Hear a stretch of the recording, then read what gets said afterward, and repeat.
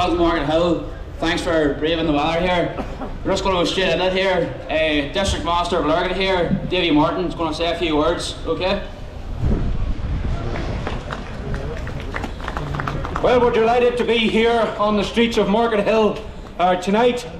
And we had a visitor yesterday from a foreign country who said that no one cares about the protocol. Well, the message from Markethill tonight is there are thousands who care and are going to do something about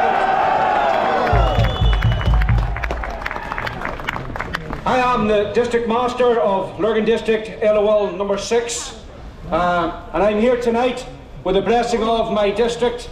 I'm here tonight with the blessing of the county officers of County Armagh, and I know I'm here tonight with a blessing from Markethill District Orange as well. And I'm delighted and proud to be here and to have a few words to say this evening. But before we start, the organisers have asked me, and I'm very delighted to do this, is we'd like to start our evening just in a very short word of prayer. So let us pray. Our God and our Father in heaven, as we stand upon the streets of Markethill tonight, under the canopy of heaven, we humbly and reverently call upon Thee to bless this, our gathering. Thou, God, knowest that the enemy has come in like a flood, but we pray tonight that Thou would give us grace to raise a banner against those who seek to overthrow us. We ask of Thee, dear God, tonight, that as Thou delivered, helped and blessed our forefathers, that Thou, God, would indeed help, bless and deliver us from the imminent dangers by which we are now encompassed. We ask that Thou would confuse and confound our enemies, and that Thou, God, would be to us our help in ages past, our hope in years to come. Enable us by Thy grace to stand for Thee. Give us help to overcome, and by Thy almighty omnipotent hand deliver us from evil, and we will glorify Thee. In Jesus' name we ask it. Amen. Unbecoming Brexit Minister at the time, Lord Frost familiarised himself fully with the protocol, and his immediate opinion was, how did we ever agree to this? Roderick Crawford authored a report on the protocol called The Origins of the Current Crisis. This was an authoritative, detailed, chronological assessment of what specifically went wrong in the negotiations, and he concluded that commitments given on the Irish border were, and I quote, a diplomatic triumph for Ireland and the Commission, and a staggering failure on the part of the United Kingdom.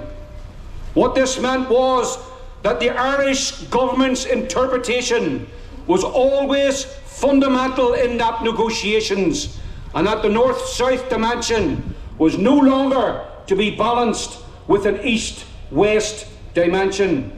This was then written into the protocol, and the document itself says it is a protocol on Ireland stroke Northern Ireland, and therefore they agreed for a border in the Irish Sea and listed 18 articles that they agreed. The introduction in the protocol clearly states that the withdrawal from the EU poses a challenge. Who does it pose a challenge to? And it clearly states who. The island of Ireland, and further states that it is necessary to address the unique circumstances where on the island of Ireland. The introduction also gives priority to Irish citizens living in Northern Ireland and states, Lena, hear this, states the protocol must respect their rights, preserve their opportunities and enhance their benefits, and that nothing should dilute their right to full European and Irish citizenship. Nothing about the unionist community, nothing about our Britishness everything about Ireland and Ireland's people. The next paragraph highlights United Kingdom's commitment to protect what? North-South cooperation and to guarantee no hard border or physical checks or controls were in the island of Ireland. It clearly states that the protocol must be implemented. Why? To maintain the conditions for continued North-South cooperation and must have little or no impact on who? The people of Ireland. It says, mindful that the rights and obligations of Ireland must be fully respected. I could go on, and I will go on. Article 1, paragraph 3 speaks of the island of Ireland and North-South cooperation. Article 3, paragraph 2 says, what? Without affecting the obligations of Ireland. Article 4, United Kingdom shall be prevented from including Northern Ireland in the territorial scope of any agreements. Article 6, paragraph 3, the protocol, we need to hear this, the protocol shall prevent a product originating in Northern Ireland from being presented as originating from the United Kingdom when placed on the market in Great Britain. We're not part of Great Britain anymore. Our products are not allowed to be advertised as being from the United Kingdom in Great Britain. Article 11, paragraph 3, again, North-South preeminence. On and on and on it goes. Article 14, paragraph B, implementation and application of North-South Ministerial Council and implementation bodies. Have I made my point, ladies and gentlemen? Is this protocol not clearly and unequivocally about an All-Ireland settlement, an All-Ireland economy, an All-Ireland state? Preeminence given to North-South structures and bodies, preeminence over all things East-West. Complete erosion of the Northern Ireland constitutional position, the disgraceful situation where the Act of Union has been impliedly appealed to facilitate the sellout and capitulation that is the protocol. A leading economist has calculated that the protocol will take 850 million out of our economy. Yet we have ones telling us it's for our own good. It's a privilege to have the protocol. Those who supported the protocol from day one and wanted its rigorous implementation, today they're rolling back. Well, not rigorous. Why are they rolling back? Because even they can see that the difficulties that the protocol is causing. What difficulties? Increased costs, disruption to our supply chain, reduced choice, political instability, lack of cross-community support, and all this, ladies and gentlemen, all this to satisfy the demands of militant force republicanism and a complete capitulation to the threats of nationalist violence. There are many unacceptable and abominable outworkings of this iniquitous protocol, but the most visible being the imposition of a border in the Irish Sea. The ethos of this unacceptable arrangement lies in the fact that nationalist threats of violence necessitate there can be no land border. So instead, we as Unionists must bear the intolerable burden of a border in the Irish Sea. They talk about protecting the peace. It's only code for protecting nationalist aspirations. Where they insist a north-south border is unacceptable, and therefore an east-west border is not necessary. The protocol, like everything else, ladies and gentlemen, over the past 24 years, it is once again designed to appease nationalists, placate Sinn Féin IRA, dismantle the Union, and at present it is nothing more than a bus to drive nationalism all the way to United Ireland. Tonight, here on the streets of Markethill, the grassroots of unionism are gathered, and right across the province of Ulster, we say together, dismantle the protocol. No to an Irish sea border. Yes to the Union, and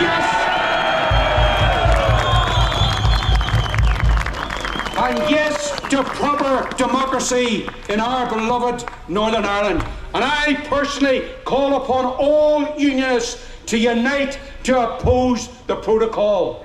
As our forefathers united to oppose the Home Rule crisis, so too must we unite for the love of Ulster, for the maintaining of the Union. And our bottom line is the protocol must go. No tweaking, no adjusting, no reading. It must go. And there should be no let up in our protests until we achieve our aims. May God save us from our many enemies, and may God bless his people with righteousness and grace to enable us to stand in this, our land, our home, our beloved province of Ulster. Thank you.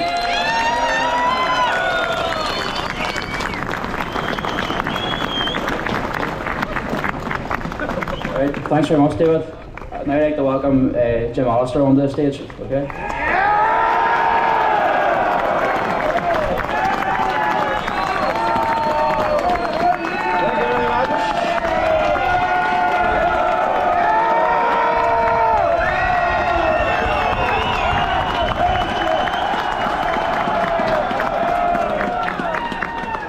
Keep it down, ladies and gentlemen. You don't want to scare Simon Coveney, because he thinks there's nobody against the protocol. Well, I'm delighted to be in Markethill tonight, because Markethill has a particular place in the surge of protest against this protocol. Because I have to say that this committee that organised this event and the loyalists locally in Markethill led the way when it came to protests. You were protesting when some unionist politicians were sleepwalking into bed.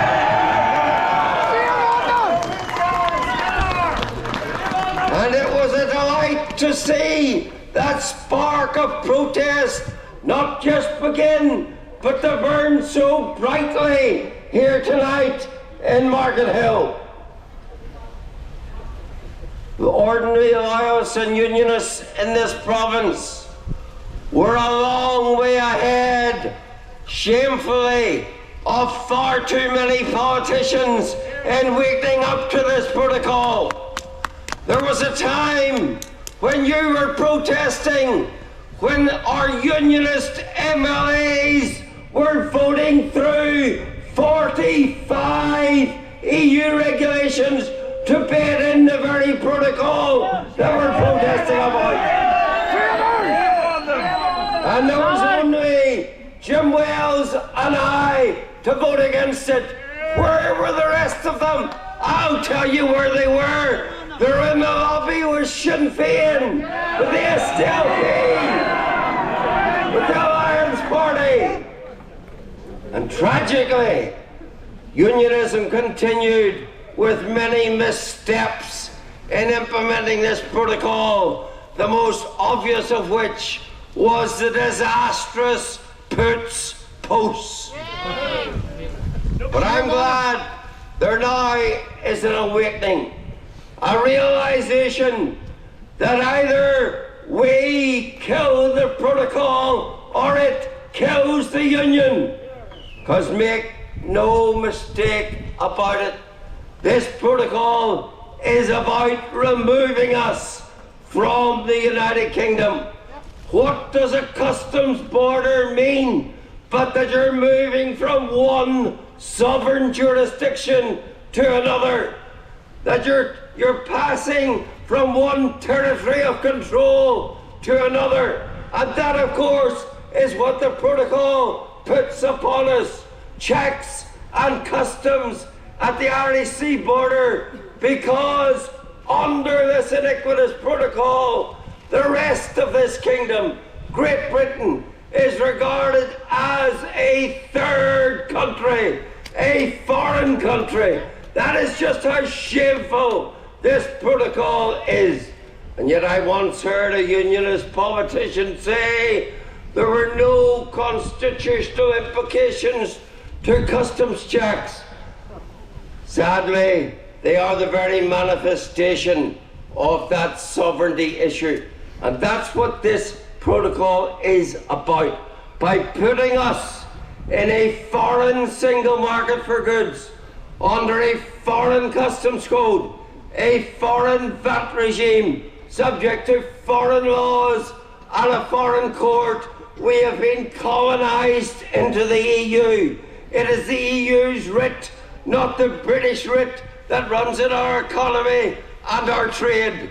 And of course that is designed to build an all-Ireland economically. You make it difficult to trade with your biggest partner, GB. You put up barriers, you force business to reorientate north-south, and thereby you build an all-Ireland economy in the belief that it's a short step from an all-Ireland economically to an all-Ireland politically. And that is the evil genius and intent of this protocol. That's why it has the unrelenting support of nationalism and republicanism, because they recognise it, they see it as the vehicle they need to advance an all-Ireland republic. There's Simon. Keep talking! But ladies and gentlemen, let's be...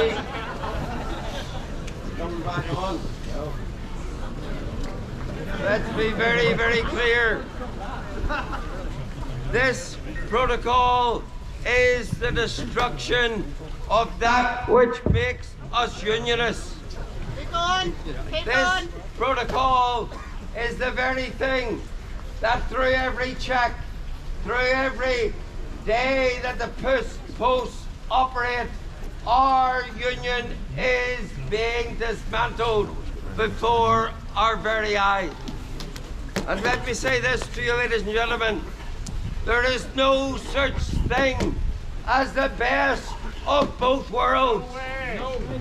Because to enjoy what is misnamed the best of both worlds, you have to be part of the EU single market, and you cannot be part of the EU single market unless you accept EU sovereignty and EU laws. And therefore no one should be deceived into thinking that there's anything like the best of both worlds. That world is the EU's world. The world we want to inhabit is the British world of being part of the United Kingdom. So I totally, utterly, unequivocally refute the suggestion that there is something glibly called the best of both worlds. Yes, some people would need to realize that. But one thing's for sure, the ordinary unionist and loyalist people of this province realize it. And when you come to vote, don't forget it. Because it is critical that on the 5th of May, every unionist comes out to vote. And you vote for those who are anti-protocol and are pro-union. And make your choice and make it well, because this is one of the last opportunities to stop this protocol. We don't stop this protocol, this union is over. That is the sad reality. So ladies and gentlemen, I'm delighted to have been with you. I encourage you, as you have encouraged me tonight, to stand firm in the sure and certain knowledge that our cause is right, our cause is just, and let none of us rest until we buried this protocol where it belongs. Thank you very much.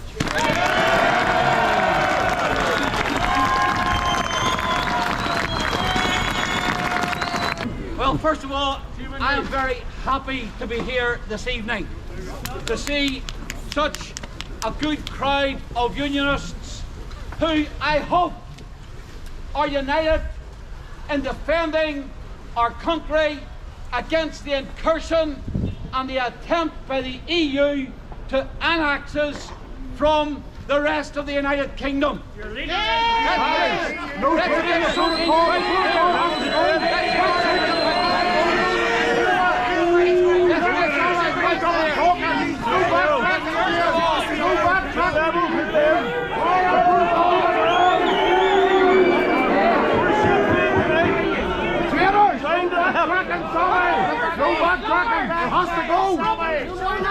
Well, let me... No more terrorists in government! I thought this was a Unionist rally here tonight. I stand here as a Unionist who unashamedly supported Brexit, who unashamedly opposed the protocol, And who unashamedly will ensure that the fight against the media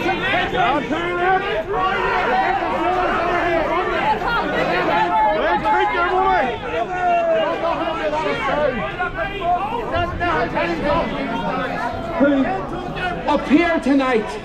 I can tell you one thing. The BBC are recording this tonight. And the one thing that the Unionist hitting BBC will love to report is that Unionists are not united in this fight. The Unionists are playing, selling views and playing politics with this. Can I just say...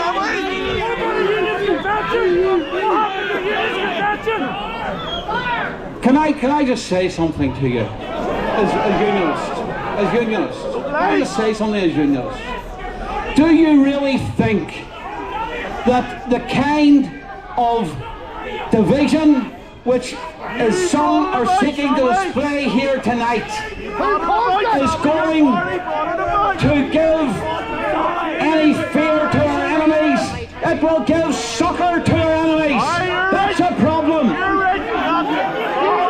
We're facing an election.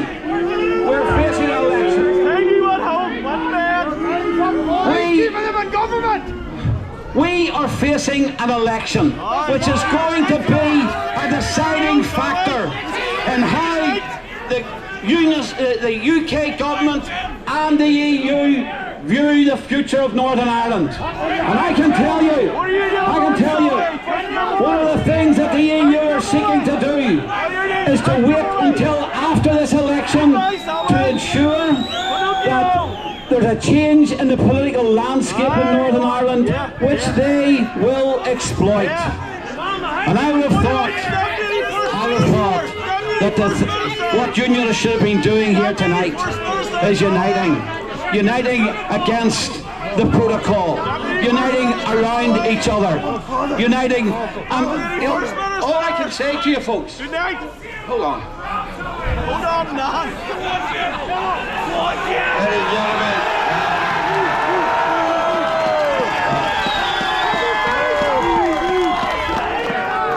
Ladies and gentlemen, I understand a lot of the feeling in this crowd, but it is important that we hear what people have to say, and I do appeal to you to listen to the speeches. You will get your opportunity at the polls to express yourself, but tonight it's important that we listen to all Unionist voices, because the people who are here are people opposed to the protocol. Let's respect that, and let's hear what Sammy and others has to say. And I thank you for that, Jim, because we're on the same side. We're on the same side. Jim Allister and I have fought together against the protocol.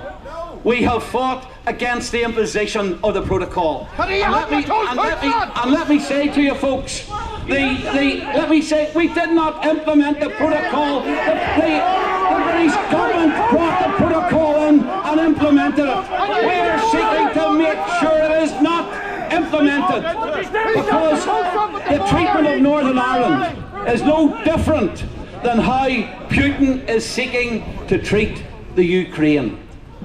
Trying, and if our government can stand up for the Ukraine, then my message to them tonight is stand up for the UK, stand up for Northern Ireland, stand up for the people of the country to which you govern. You claim to be a unionist government, then stand up for unionism and stand up for the union. And that's what, and folks, I would not be here tonight if I thought that there was not a determination within my party and from my leader to fight against this protocol and to make sure that it was not successful. And it is not, we are not asking for a tinkering of it, we are asking for a removal of it. Let's make that quite clear. And that is the bottom line. And indeed, we have made it clear that if the protocol is not sorted out, then the Assembly, which is supposed to be the body which takes the protocol through, will not be sitting, because we will not be supporting an Assembly which implements the protocol. We will support an Assembly which is meant to implement the protocol. The danger of the protocol, I know that people have looked upon the border at the Irish, at the posts of entry into Northern Ireland. They look at the economic damage it causes, but the real damage of the protocol is the fact that EU law will now apply to Northern Ireland. It will apply to Northern Ireland in a way which will separate us from the rest of the United Kingdom, and that's why unionists have to unite, regardless of the opinion, regardless of how you think about how others have performed, what history there is between the different parties, what your prejudices are when it comes to voting. We're all unionists in this, and we're all unionists in this. And if we do not, let me say this, folks, if we do not unite in this battle, then our enemies will be quite happy that we are divided and that we go our separate ways, and that the effect will be that they will win, we will lose. There's an old saying which cast down the ages: united we stand and divided we fall. And if we are not united in this battle, then we will fall. Our enemies will prevail. Sinn Féin will be laughing at us. The EU will get its way. The Irish government will succeed in what it's done. And that's why it is important that for all of us, that at this time, coming up this election, there are three things that must be done. And the first thing is that the unionist parties themselves and unionist politicians have got to avoid using the constitutional difficulty we're in to settle scores, to backbite, to try and score party political points. We've got to avoid that. At the election, there's a duty on every unionist to come out and make sure that there's a tsunami of unionist votes, and after the election there's an obligation on those who are elected to make sure that they do not do anything to ensure that the protocol makes any ground in Northern Ireland at all. Those are the things that need to be done. And folks, I am glad I am here tonight.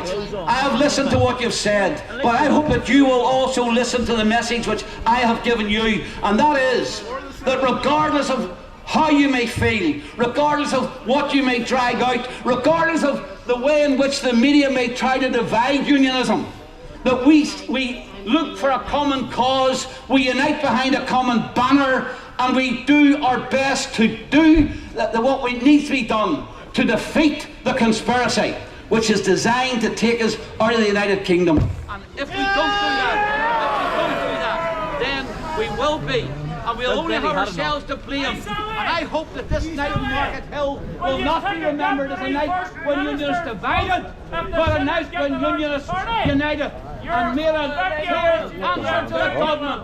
From the snowy streets of Markethill, it's no surrender.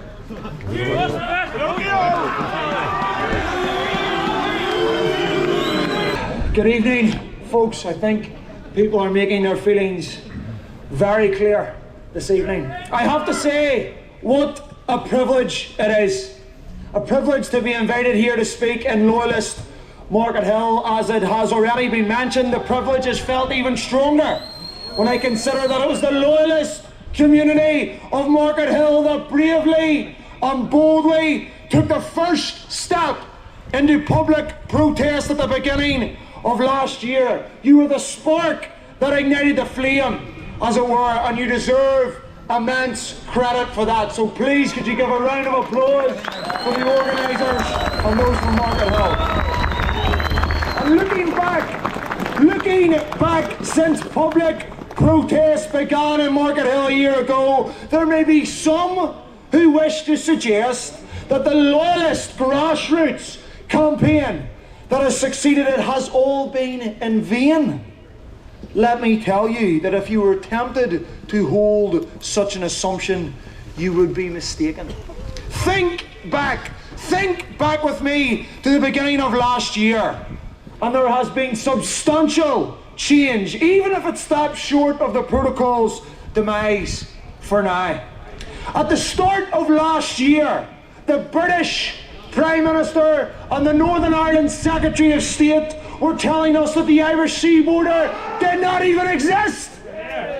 They tried to hide it in plain sight. Now look where we are. Rather than Loyalists conceding to the government's position, the British government has moved closer to the Loyalist position, and that is in no small part to the Loyalist activism that has taken place throughout the past year. Even the EU have softened their stance. Their precious protocol, the same protocol that could not be altered, the same protocol that was an international agreement and could not be changed, even they now propose what they believe to be solutions, if you would even call them such a thing, to the protocol. But the fact is that since the protocol came into effect, Loyalist activism, Loyalist grassroots activism has helped manoeuvre the entire political landscape toward opposing the Irish sea border more than what they would have. Even the most ardent of protocol enthusiasts are retreating from their position. The SDLP, the Alliance Party, used to demand the rigorous implementation of the protocol, and now without a hint of shame or self-awareness, it would seem, they demand solutions to something they previously called the best of both worlds. Ultimately, in the space of a year, everyone seems to be singing a different note on the protocol, except the Loyalist community. Since the moment it emerged, Loyalists, true Loyalists, have not wavered in their opposition to the protocol. Local protests, whether they were in Markethill, in Markethill, North Belfast or Newtownards, have each in their own way contributed to the collective effort that has ultimately driven the anti-protocol agenda to the heart of the British government. And I say this because it should vindicate the actions of our community that they have taken in opposition to the protocol, but it should also motivate. It should motivate us to press on and to continue the fight. And it's fantastic to see so many people here this evening. Rain, hail or storm, if the forces of nature cannot deter the Loyalist community, then good luck to the bureaucrats in the European Union. All the more reason, therefore, that we gather here today to once again make our voices heard and demonstrate that in no uncertain terms the Irish Sea border has never and will never have the consent of the Unionist and Loyalist community. Never! And as we gather at a critical moment, with an election on the horizon, with the EU and the UK meeting next week, and with the recent collapse of the Northern Ireland Executive, unionism and loyalism must not blink. Political unionism must remain steadfast and undeterred in its protest, and we must set our stall out and make clear that it is the protocol that is the problem. Political instability in Northern Ireland begins and ends with the protocol. The protocol does not safeguard the peace process, it threatens it. The protocol does not uphold the institutions, it destroys them. The protocol does not protect the peace agreement, it tears it in two. And until the protocol is resolved, until the Irish Sea border is removed, there is no basis for power sharing in Northern Ireland.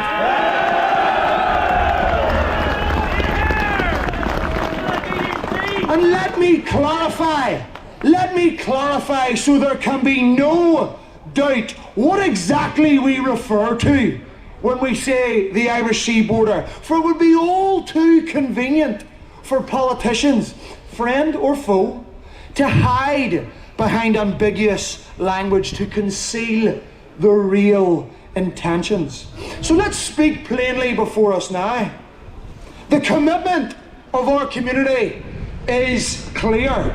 We will not be under the jackboot of foreign EU law. We will not divide our country and administer foreign EU checks. And we will not be subjected to the judicial authority of a foreign EU court. And if there must be a customs border on this island, then so be it. But put it where it belongs, between Northern Ireland and the Republic of Ireland. And let me close with the words of a South Belfast MP, Claire Hanna, who, when asked about a customs border between the two separate jurisdictions on this island, she said, "You cannot expect people, mainly nationalists and Republicans of course, to just choke that down." Yet isn't it revealing that that is exactly what our nationalist politicians expect of unionism when it comes to the protocol? Well, I, for one, am sick and tired of having to choke down concession after concession to appease nationalism. Unionism has had to choke down more than its fair share in the name of this peace process. Unionism has choked down the dismantling of the greatest police service that arguably ever existed. Unionism has choked down the integrity of its institutions as terrorists walk its corridors. Unionism has choked down its culture and identity, being repeatedly disrespected and demeaned. And now unionism is expected to choke down the dismantling of the union before our very eyes. I say unionism has choked down enough. We refuse to choke down the undemocratic and unjust separation of our country. We refuse to choke down the Northern Ireland Protocol, which separates us from the rest of the United Kingdom. We say as one voice, we say as one people, we have had enough! Thank you very much. Crisis we find ourselves in can be laid at the feet of many players and blame apportioned accordingly. That will not help us get out of it. It is solutions we need. In 1912, the first action of our noble Lord Carson and Sir James Craig was to organise a unionist convention embracing all shades of loyalism. I use the word loyalism deliberately because Lord Carson's speeches are peppered with it. There was no distinction between loyalism and unionism in his mind, and there should be none now.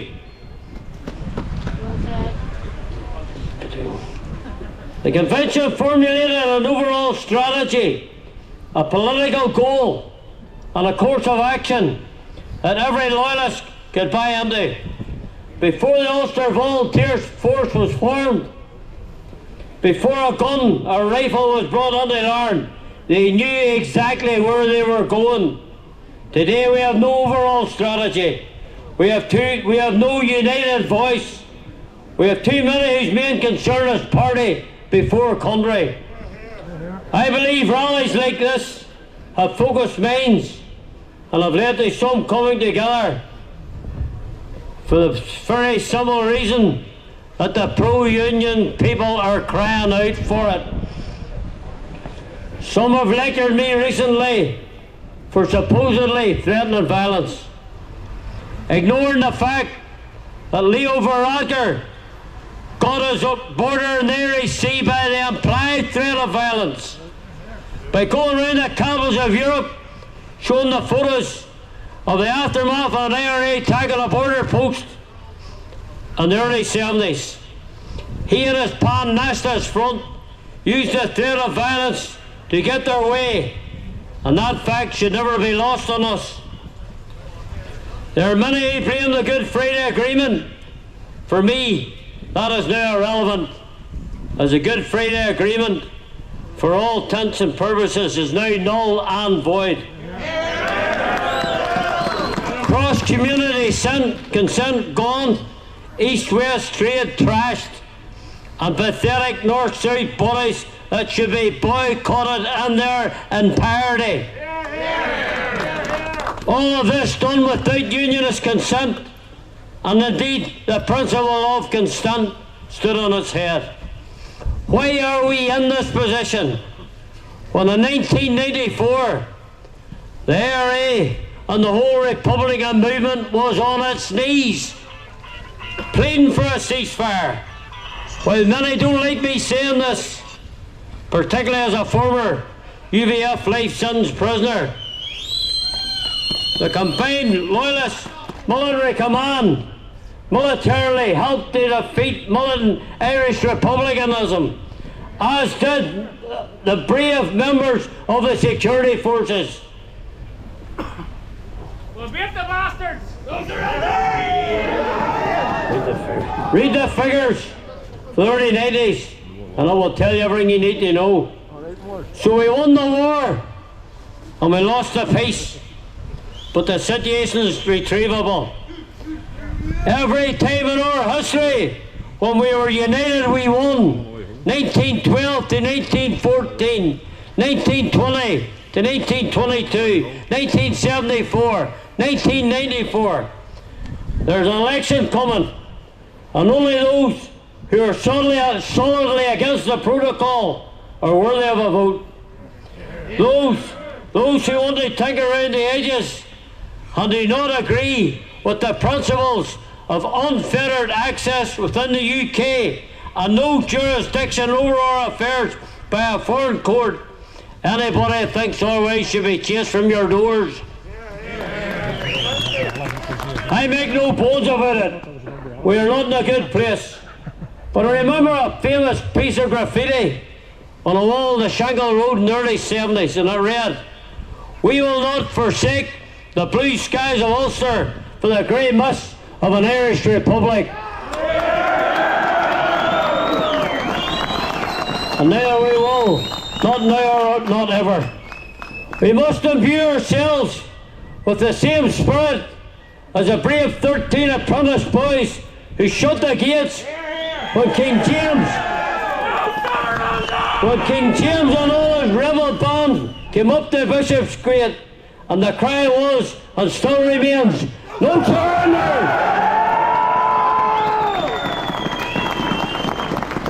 Sirs, ma'ams, ladies and gents, fellow unionists and fellow loyalists, can I take this opportunity to congratulate the organisers of tonight's rally? The sight of so many fellow unionists and loyalists here in Markethill who have braved the cold elements is absolutely breathtaking. It's absolutely freezing too. It is humbling this evening to stand amongst you, grassroots unionists, the grassroots unionists united in our opposition to the Northern Ireland Protocol. A protocol that is not only detrimental to our constitutional position within the United Kingdom, but also deeply affects our health, our finances and our well-being of each and every one of us. Sirs, madams, ladies and gents, over the last 2 years our communities have stood together and supported our most vulnerable people and those in isolation, through supporting them, through providing groceries, hot meals and even more medical supplies, and indeed through myself working through the ACT initiative in Banbridge has supported hundreds of those in isolation. Can I extend a massive thank you to each and every one of you for going out and supporting your local communities and providing civic leadership. Whilst you were out supporting your local communities, Number 10 was partying. Even ours, after announcing strict restrictions. This shows the complete incompetence of Number 10. The same incompetence shown during the Brexit negotiations with Slade to the protocol. Bumbling Boris blunders time and time again. Tonight is the night for you, for your voices to be heard of grassroots unionism, not just here in Markethill, but right across the UK and Europe. I will, however, send a message to Boris Johnson and the Conservative and Unionist Party. Your actions are untoward, and this betrayal of the people of Northern Ireland flies in the face of unionism. Maybe it's time that you stop calling yourselves a unionist party. It is certainly clear to see this evening that opposition to the protocol is not just a small minority, as some have tried to call it. The eyes of London, Brussels and Dublin are entirely focused here on Markethill. Each and every one of you stand here with the same love and defence of your Britishness as your forefathers. Continue in your opposition. Stand up for our wee country and be proud to be from Ulster. No surrender. Thank you. Final speaker, just to close, okay, John Stevenson, okay.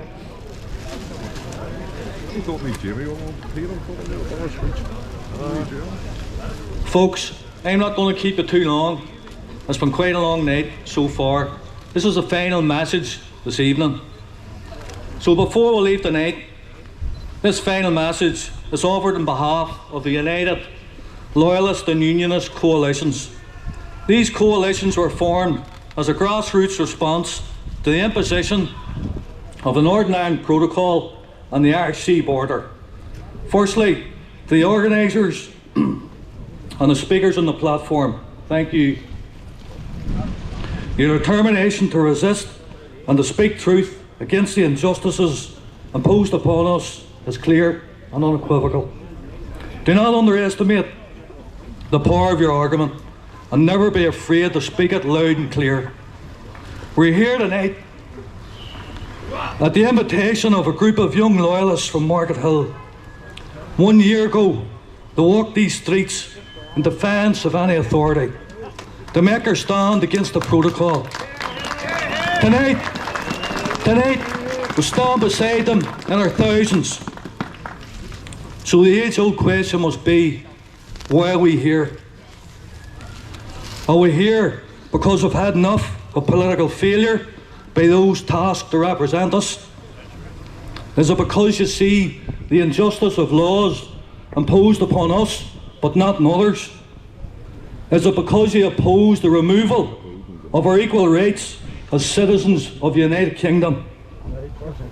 Are you here just to listen? Or are you here to commit yourself to our cause? The coalitions have organised across Ulster. We're calling you onto the streets to the rallies, to the protests. We want you to make your voice heard and your opinion heard in every corridor of power and place of influence. The politicians have failed us. Their time has run out. They've put their selfish party interests before their country. No more. Unionism has been forced to change because of public opinion. It's no coincidence that currently border posts have been instructed to cease operation and the executive has been neutered by the resignation of the First Minister. It happened because it was forced upon them. Your voice, your opinion, your vote, your feet in the ground, all have consequences. We urge you to organise alongside us as one unionist people to help remove the Irish Sea border and restore the constitutional integrity of Northern Ireland within the UK. We are not slaves to be sold and we're not fools to be led. To the politicians seeking office, you're either with us or against us. There's no in between. There's no best of both worlds. If you seek our vote, you will publicly support and pursue the wishes of the unionist people. Not by words, by actions. Nothing else and no one else matters. The unionist people will accept no less.